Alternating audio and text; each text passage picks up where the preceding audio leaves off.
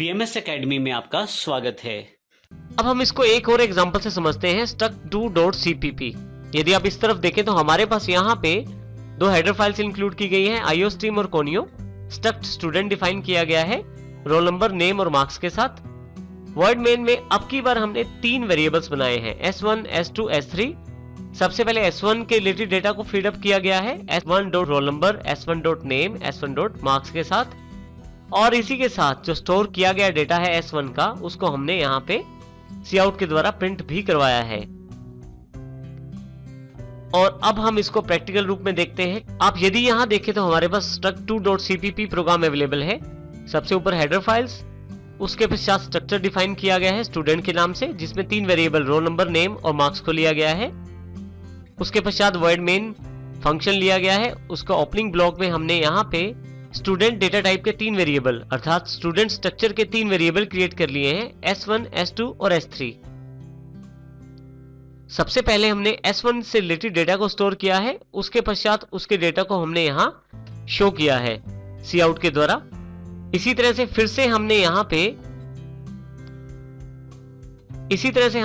S2 का data store किया है और यहाँ पे S2 का डेटा को प्रिंट भी किया है। हम चाहें तो S3 का डेटा भी इस प्रकार स्टोर करके उसे भी प्रिंट करवा सकते हैं। अब हम इस प्रोग्राम को रन करके देखते हैं कंट्रोल F9 की सहायता से। देखिए, सबसे पहले एंटर योर रोल नंबर की जानकारी मांगी जा रही है 1। मैं यहाँ नेम एंटर कर देता हूँ, मार्क्स एंटर कर देता हूँ। देखिए, thanks for your registration, your roll number is 1, name is Varinder and marks are 22। तो इसका अर्थ यह है कि यहाँ पे उसने पहले S1 वेरिएबल में रिलेटेड डेटा को स्टोर कर दिया है, जिसको हमें दिखाया भी गया है काउट स्टेटमेंट के द्वारा। अब जो जानकारी मांगी जा रही है ये S2 वेरिएबल के लिए है, रोल नंबर 2, नेम सुधीर और मार्क्स 44। देखिए यहाँ पे 44, यहाँ पे सुधीर का डेटा शो किया गया है, roll number 2, name Sudhir and marks 44.000। तो इस प्रकार हम जितने चाहे उतने वेरिएबल बना सकते हैं और उनमें डेटा स्टोर कर सकते हैं। हर एक स्ट्रक्चर वेरिएबल में जो डेटा स्टोर किया जाता है वो अलग रहता है एक वेरिएबल से दूसरे वेरिएबल के अकॉर्डिंग। तो अब यदि हम यहाँ देखें तो हमें ज्यादा क्लियर हो जाएगा। देखें, स्टूडेंट के हमने तीन वेरिएबल क्रिएट किए, S1, S2 और S3। तीनों में अलग अलग प्रकार का डेटा स्टोर किया और ये तीनों का डेटा रिलेटेड डेटा है। S1 में जो डेटा स्टोर किया गया है वो अजय से रिलेटेड है, यहाँ पे S2 में जो डेटा स्टोर किया गया है वो विजय से रिलेटेड है और S3 में जो डेटा स्टोर किया गया है वो सुमित से रिलेटेड है। इसका अर्थ यह है कि हमने सारे रिलेटेड डेटा को एक यूनिट में बांध दिया है और यहाँ पे उसको वेरिएबल के रूप में हमने रिलेट कर दिया है S1 के साथ, इसी तरह से S2 और S3 के साथ। इस प्रकार स्ट्रक्चर्स बहुत ही इंपॉर्टेंट रहते हैं हमारी प्रोग्रामिंग में। अब हम स्ट्रक्चर के एक और इंपॉर्टेंट एस्पेक्ट की जानकारी लेते हैं। स्ट्रक्चर को हम एरेज के साथ बना सकते हैं। इसके लिए हम इस एग्जांपल को देखते हैं। IOStream और Conio.h हेडर फाइल्स को इंक्लूड किया गया है struct स्टूडेंट, जिसमें हमने दो वेरिएबल्स लिए हैं, एक इंटीजर रोल नंबर और दूसरा कैरेक्टर नेम। वर्ड मेन में हमने यहाँ इंटीजर i लिया है जो हमारी लूप का काउंटर है। यहाँ पे यदि आप देखें तो हमने अब की बार S1, S2 के बजाय एक एरे डिक्लेयर कर लिया है और जिसमें हमने 5 एलिमेंट बनाए हैं। अर्थात एक तरह से हम ये कह सकते हैं कि हमने स्टूडेंट के 5 वेरिएबल क्रिएट किए हैं एरे के रूप में। अब यहाँ पे हम इनको वैल्यू देने के लिए लूप का इस्तेमाल करते हैं। देखिए 4, जिसमें i जो हमारा काउंटर है 1 से शुरू होता है और ये 5 तक चलता है और एक प्लस करके चलता है। लूप के अंतर्गत देखें, हमने सबसे पहले enter your roll number, array of i dot roll number.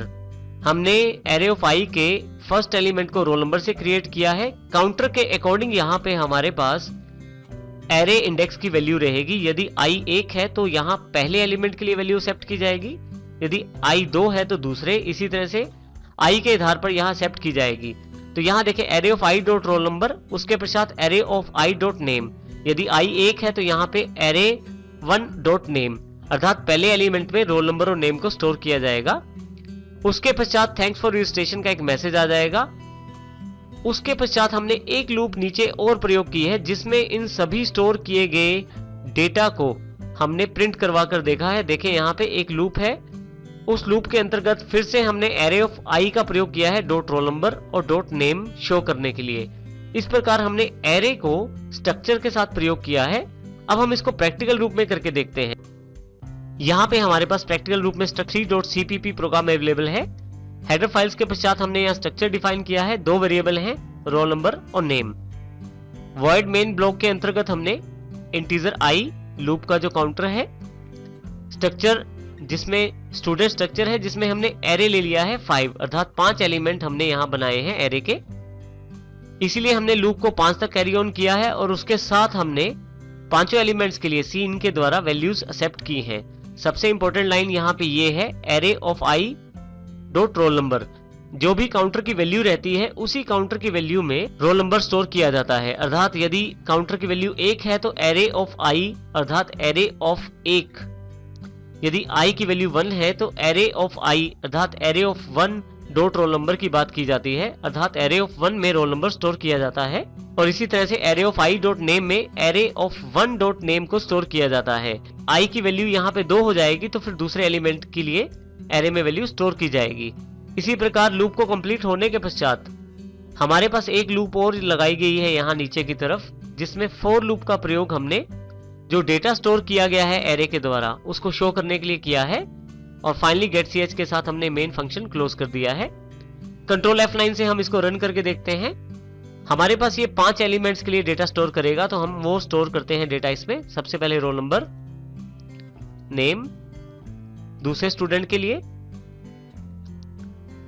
तीसरे स्टूडेंट के लिए, फिर से फोर्थ स्टूडेंट जो हमारे पास है, और 5वें स्टूडेंट के लिए।